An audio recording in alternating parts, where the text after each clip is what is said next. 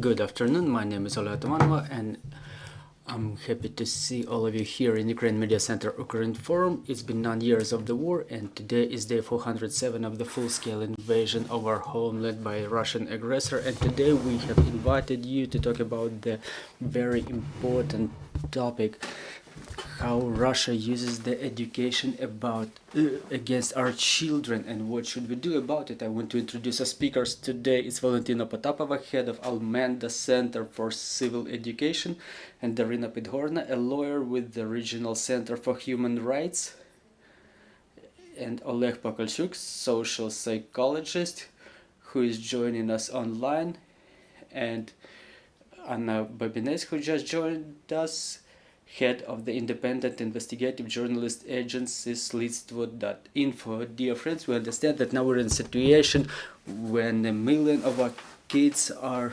currently in the temporarily occupied territory or are deported.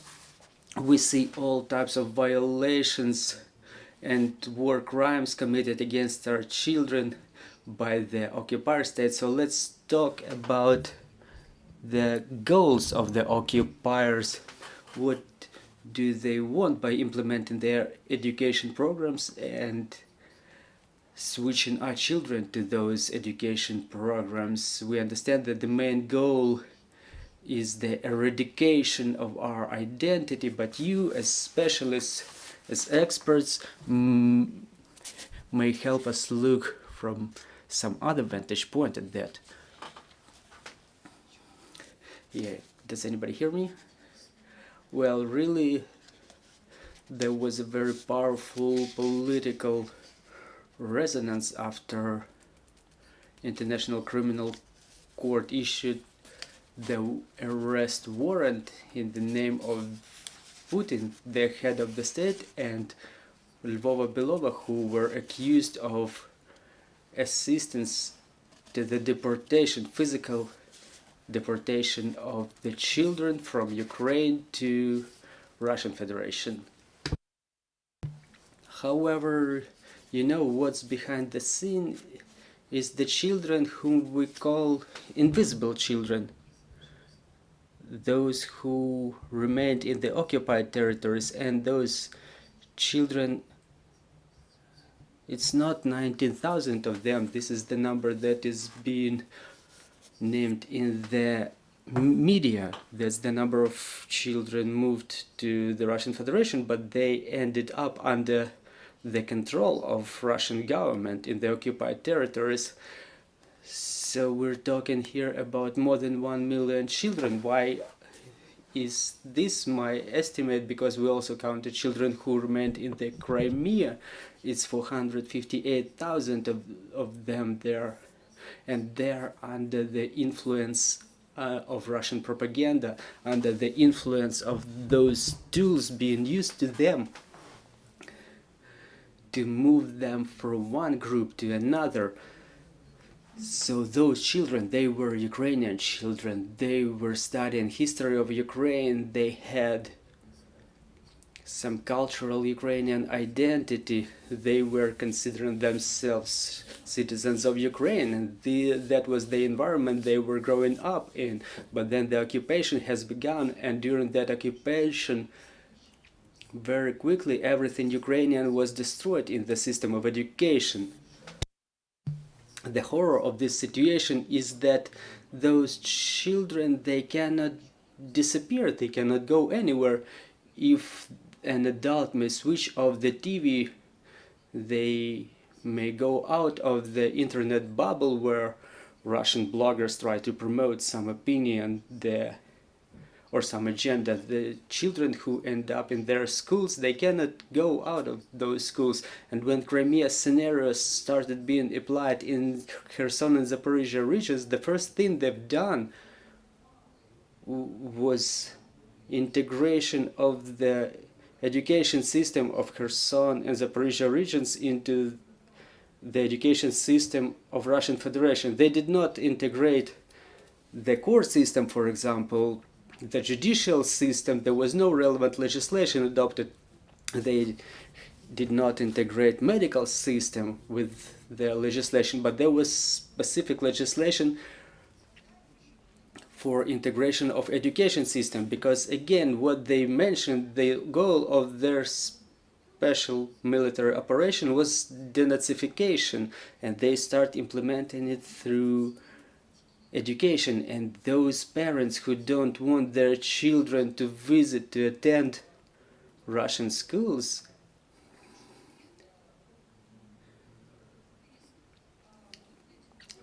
they were pressed on. For example, in Berdyansk there were 5 penalties for the parents who did not want their children to attend Russian schools, and they continued educating their children remotely under Ukrainian standards. So we see that the children who remained there, they were the victims of that consistent policy exercised by the Russian Federation in order to educate more than 1 million children and youth in the spirit of a great state of Russia.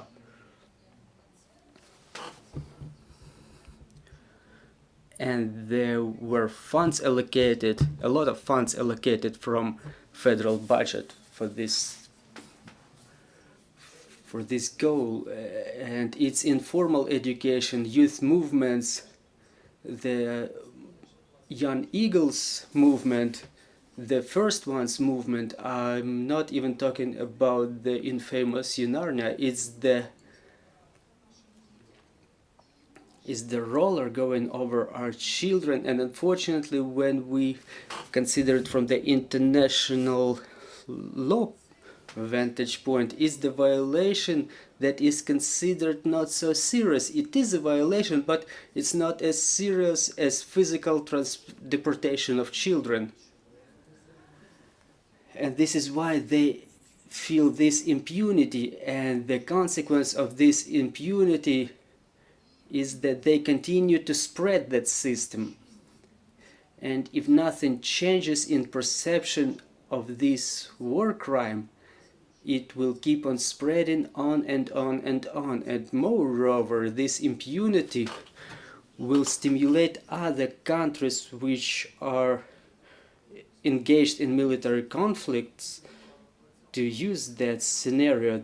This is what we've seen on the example of Taliban, and now we see it in Europe with Russian Federation doing this to our children. Darina, let's talk about the international classification. How do our international partners and our human rights organizations evaluate this situation?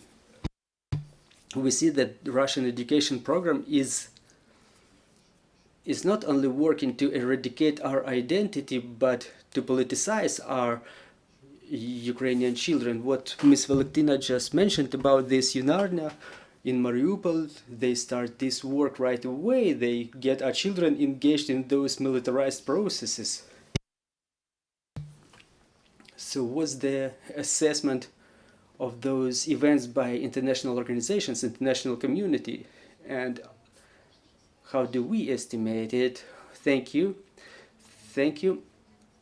I have to say that Ms. Valentyna, she's handling this, dealing with this issue for a long time, specifically with the children who end up in the occupied territories, I mean their education, but within those 9 years of the war.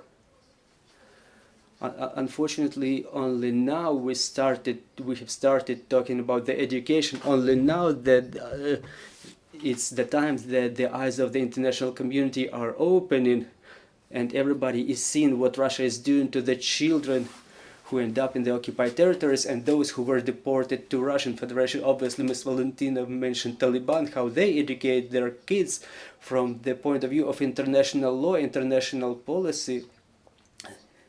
The crimes of Taliban are more obvious because children were engaged directly, not in education, but in propaganda of war, participation of war. They were physically trained to certain armed conflicts. Russia acts in a different way. They act gradually, they act comparatively softly, but consistently. And now we see it in quite vibrant colors. What Russia puts in the standard from point of view of law, from the legal point of view, we studied 130 study books which Russia offers for studying to the children from the occupied territories, for those internally displaced or who were forced to leave the Russian Federation or were forcibly deported. And we may state that there are three indicators that we clearly understand. First of all, Russia calls to create the so-called all-Russian identity that has absorbing effect, meaning that other cultural identities in Russian Federation, they don't have any right to exist, no right to develop, no right except for demonstration of certain Sharovari stereotypic comic features, but you cannot develop your identity in any other way, in something that gives development to the nation, to the national identity. And this all-Russian identity for all the people in the Russian Federation makes all of them to be Russian patriots. They have to lay their lives, their health, their values, everything for the state, not only for the state as it is, but as a political machine. Everything that you do should be in favor of Putin, in favor of the government that rules your country. There is a number of examples in those study books for the children. It's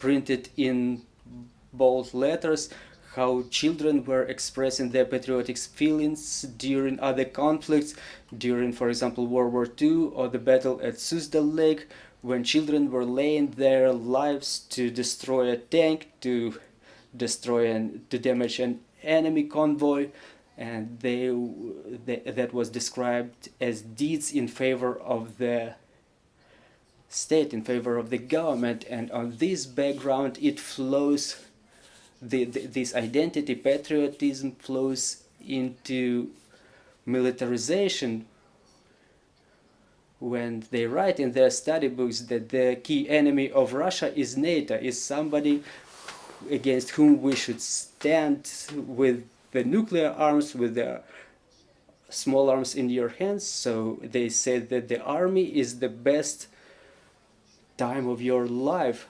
So children of the 8th grade age, they are told that war is the best way to express your patriotic feelings, the best way to express your identity that was created within those years that we teach you.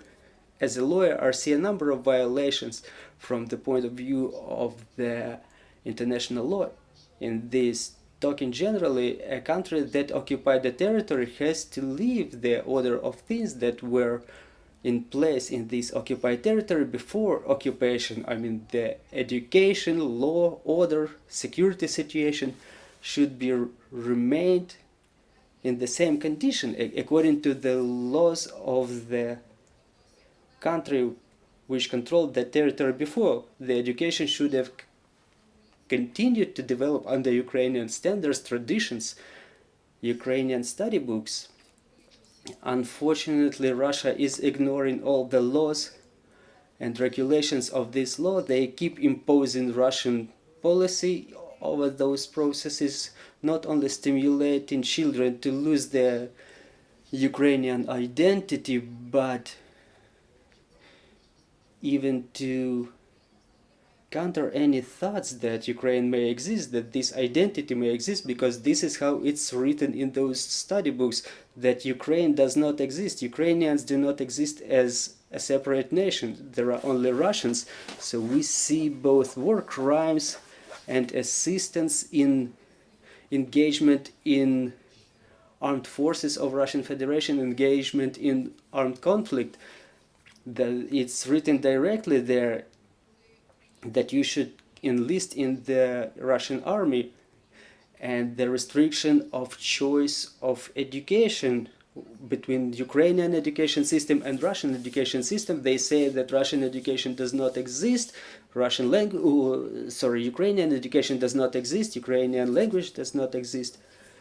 So this is the indicator of genocide. Unfortunately, this educational aspect is not inscribed in the international regulations, because when the convention was adopted on prevention of genocide crimes, the policies of culture and education were neglected as something excessive, something that does not pose lethal threat to lives of humans. Unfortunately, social policy is like that everywhere. Until you're killed, you can survive. That was the same thought prevailing about the genocide, but what we see is the cultural genocide. Ukrainians are being destroyed as identity through those acts of genocide. We can see it, what Russia is doing in the occupied territories. They destroy the representatives of Ukraine through destruction of the monuments, Ukrainian education, eradication of Ukrainian language, and further on we proceed to the tortures, the persecutions, police threats, intimidation. But unfortunately, there is no efficient method of countering it other than publicity and condemnation in all the levels, in international courts, international political organizations. Otherwise, we see no way of countering this. Mr. Lech, please get engaged in our conversation as a psychologist.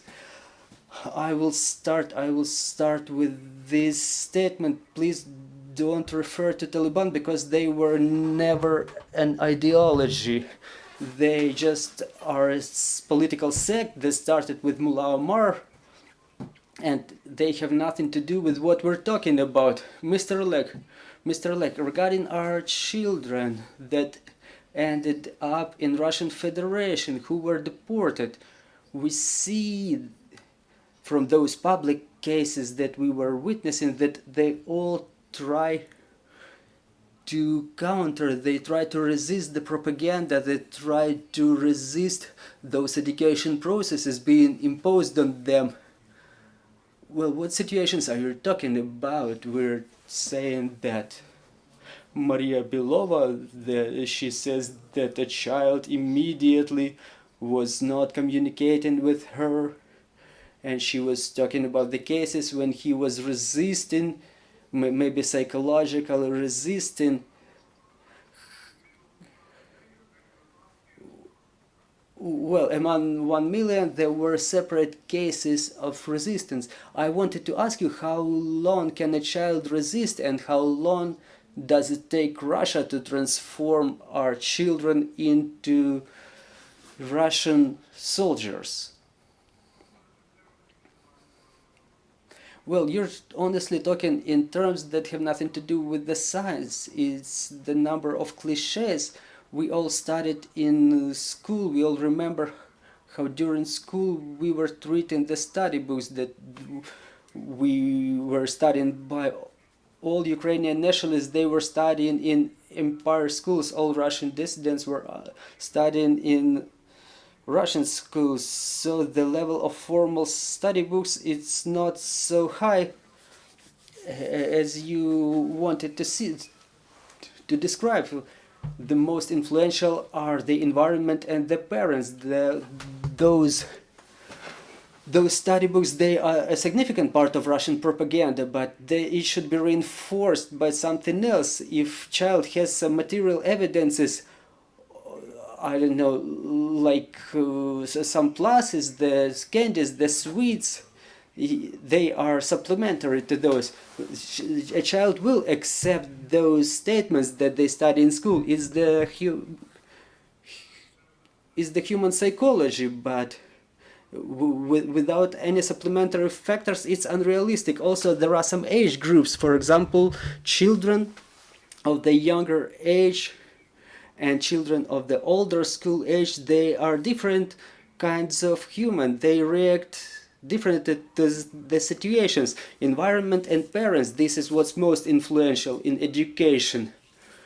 For example, the strategy of influence contemplates a number of factors.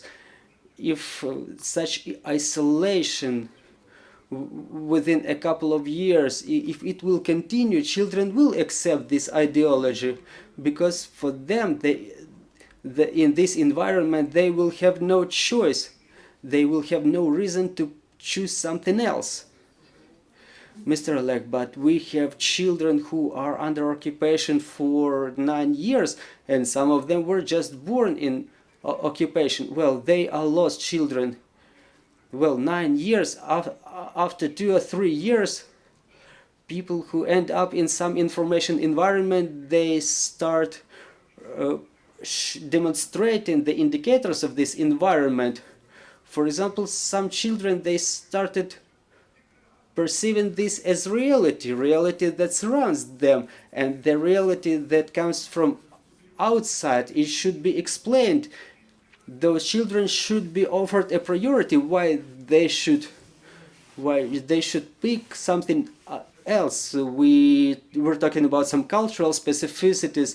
That's all something more inherent in adults, because if the parents share pro-Ukrainian values, their children will be pro-Ukrainian. If they are apolitical, this is how their children will grow up. There will be no arguments working for them. 9 years is 9 years. That's the lost generation. Well, it's very sad, but I apologize for my pathos, but you're not the first people I'm talking with about the young generation. But let's not circumvent ourselves that we can convince children who were growing up in different information environment, that we can influence them with some counter-propaganda that should be created together with other factors. If we offer some practical strategies, economic strategies, gender strategies, plus information strategies, this is how it would work. If we just wave the flags and we say that here we got history and this is what we are, that will not influence them.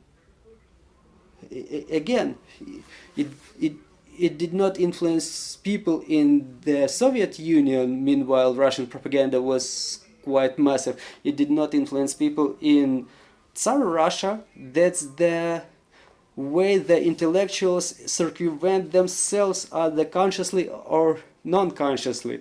They try to believe in what they say themselves. The influence may only start from the moment we liberate the territory. Then we have a number of young people who were indoctrinated, and they should be talked to as the members of totalitarian sect. Russia is a totalitarian sect. Their strategy of information influence is a quasi-religious doctrine. This is the right term. The strategy of work with them is the segregation, the separation of their group. They're putting them into pro-Ukrainian environment where they talk to the equal ones, not with us. Of people, they should talk to people of equal age and work with juvenile police. For example, what they say in Russia: you are a child, you commit a crime, and you get away with it. They indoctrinate all those values through their ideology now in Russia. If we tell the parents that your children and you personally, you will be liable for spreading those ideas, this is how it would influence on them. But the cultural influence, well, it's beautiful, I share those values, but they're not efficient. Thank you. Anna, recently we've all seen your film about the return of our girls from deportation. I'm sure the film did not include all the information. You were communicating way more with them. You have more things to tell about. What do the deported children face, and what are the practical problems with their return?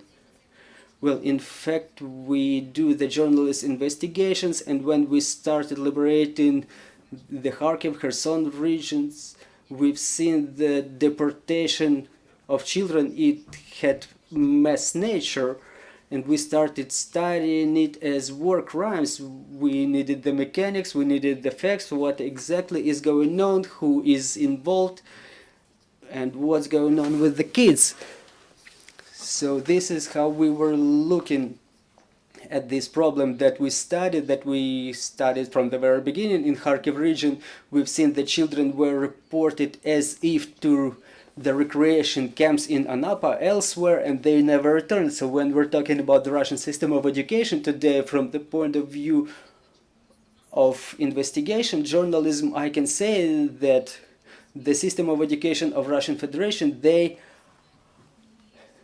assist to deportation of children. I mean, schools, universities, professional schools, they were offering those tours. They said it would be for 1, 2, 3 weeks, but the children never returned. They were initiators, those educational institutions, they were the ones who forged the documents, they were contracting the buses for them. So the system of education is not something that we say like propaganda, they re-educate the children, but they are the point A, the square one from where the kidnapping of our children begins. This is very important. It's not like some people were walking around and handing leaflets with some propaganda. It was happening in educational institutions, and the parents, the children, they would definitely trust the school, they would trust the higher educational institution, the institute, university, and this is how the relations are built in civilized world, that you give your child to them and they return it in 2 weeks after a tour. So the system of education are also very deeply involved in that crime. When children are told one thing or their parents are told one thing and children never return, this is the kidnapping. The parents, they accuse themselves sometimes, but they were promised something by the representatives of Russian government, the representatives of Russian educational institutions. Well, the story that we published, Escape from the Russians, it's not a demonstrative story, because those girls, they are teens, they are very patriotic, they demonstrated it, even having spent half a year in Kherson and then in Crimea and occupied Henichesk. They demonstrated their position in a number of ways. They were punished for them, they were castigated, there was a military police going to come see them, so they're very active in demonstrating their position. In fact, in Crimea and Henichesk, in the territory under Russian control, they spent there about 4 months. And if we shouldn't have helped them to escape, well, that they could feel worse, because there were other teens with them who were beaten, who were tortured, and as a journalist we were interested in documenting to the most extent possible what was going on with those kids. Those children, they were forced to write in Russian. They they say we don't know how to write in Russian language. We were listening to it. In fact, they were speaking in a mixed language, Russian Ukrainian, but they were forced to listen to the Russian anthem every day, and they should have stood up every day. And when they didn't do so, they were asked why didn't they do so. This is the influence of Russian history, Russian books, those conversations about the important things, the patriotic education. This is what was happening to them from the very morning until the very evening. They were brainwashed on a daily basis. Mr. Pakalchuk was calling the numbers. I don't know how it happens. In that case, I don't think that the Russians managed to do something to those two girls. I don't know what could have been the consequences later on, but the fact that it happens on a systemic basis, we've seen it in those, we filmed it, we've seen it in their cases. It's not only the conversation that it's the Russian culture and this is the Ukrainian culture. Those were the conversation with children, the dialogue from the position of force. If you've seen that film, that conversation with the teacher from Henichesk, well, Henichesk is the occupied territory. It was occupied 1 year ago. She's definitely Ukrainian, and she talks to those girls as they are her property. Like, why have you left? Get me a video, I should show it to the police. I'm sure that even when Russians kidnapped the children, those teachers were not treating them so. So in that Russian education system, that teacher, they prevent those girls from coming back home. She says this is the dialogue of the education system with our kids, that those children are their property. So the work done by the human rights organizations, this is what we make up of the puzzle of genocide. From those small pieces, we, as a journalist, we wanted to have a word in this. We document the war crimes and that part of the history that we're witnessing. Dear colleagues, you may get engaged in our conversation. Your questions, comments, please. Good afternoon, Marina Litvinenko, Ukrinform. I'm having a question to all the speakers. Probably there is a fact of this problem with the education system in the occupied territories. Ukrainian people, Ukrainian government, they say that we will liberate those territories.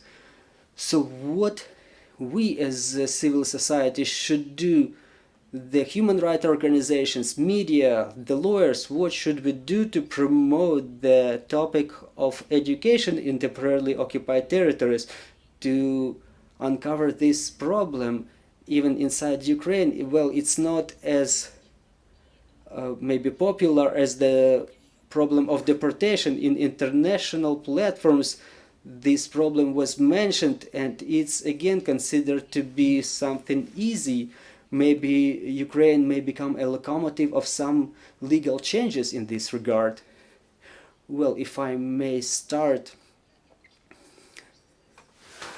I will start with the international humanitarian law. Really, if we talk about the international law in general, it's very politicized, and to sweeten all the countries to comply with all the rules stipulated there, it was intentionally made easy to understand, like the government should not kill, everybody should comply, everybody should be in accord with peace, and practically it's impossible to show any regulation in the international law. I'm not even talking about international humanitarian law, where it should have been written that propaganda of war, propaganda of eradication of other peoples, propaganda of something lethal for other peoples is something that should be prohibited in education. Unfortunately, there are no such regulations, and condemning Russia is not something possible, because the reaction of international community to those events is just like a reaction of a newborn child. It's incomprehensible that this policy is incomprehensible, that nobody understands how children go through those processes, go out of those processes, and what to do. Upon the occupation, Ukrainian state has a lot of questions about that, because there is no strategy developed. Nobody has an imagination of what to do with the occupied territories. That there are some territories that we have deoccupied within short periods, like Kiev region, Kharkiv region, Kherson. But even there is a question what to do with the people who were under occupation for a prolonged period of time. And when we start talking about Crimea and DPR, LPR, people were living there for 9 years, and state of Ukraine, in coordination with international experts, international specialists, foreign governments, only last year in Lugano, we proclaimed some vision of how the process of reconciliation and recovery will be happening. They are all focused in some economic achievements, infrastructure development, but as to the policy of recovery of the people, return of those people to reality, because I agree with Mr. Pokolchuk that those people are lost generation, they're zombies, but to get them back to reality in order not to create the new crisis in the region, not to create the new threat with some incredible things like resistance and insurgencies, we have to start developing those strategies, those visions, those mechanisms. We may use the experience of other conflicts like Yugoslavia, Rwanda, in Asian countries. There were certain institutions created, the schools for re-education of culture, the study of culture of the people who experienced genocide, the peoples who were persecuted. There were dialogues for reconciliation between those peoples. We can take into account those mechanisms. We can try to use them for Ukrainian situation, but they will not be 100% efficient. Not all of the people will join those mechanisms. Not everybody will agree. We will feel resistance. There should be a number of plans, not only those mechanisms for reconciliation, the schools for Ukrainization of content in mass media, some cultural measures, cultural events. We have to create this information field. We also have to create it for the territories which were under control of Ukrainian government, because the people who come back from the occupied territories, including children, specifically children, they will need to live with us. And us, in our majority, we will not be perceiving them quite well.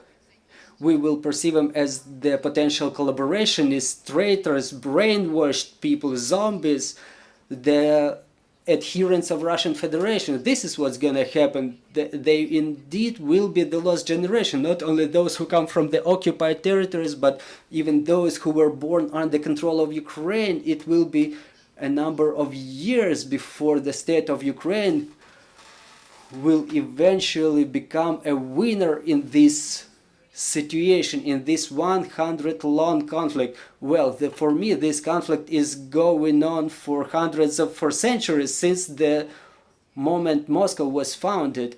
It will be a great tragedy, it will be the crisis of generations, but we should start doing it already now. Civil society, the scientists, the experts. I'm passing the microphone to Ms. Marina. I will be brief. First of all, I would like the society to see those because those children are now not seen by the Ukrainian society. Secondly, I would like the Ministry of Education finally to have the Directorate of Education in the occupied territories. And if this directorate would have emerged, and it's clear it should exist, because we're talking about more than 1 million children that are under occupation for the moment. So upon creation of some expert teams, expert groups in that directorate, we would be able to see what we do with preschool education, higher education, school education, secondary education. Those would have been the steps taken by the government, the real steps. Now those steps, for me, is something I cannot understand. Those steps are being taken by the Ministry of Reintegration. That ministry, they have a lot of other work to do, but education is something that should be dealt with by the Ministry of Education.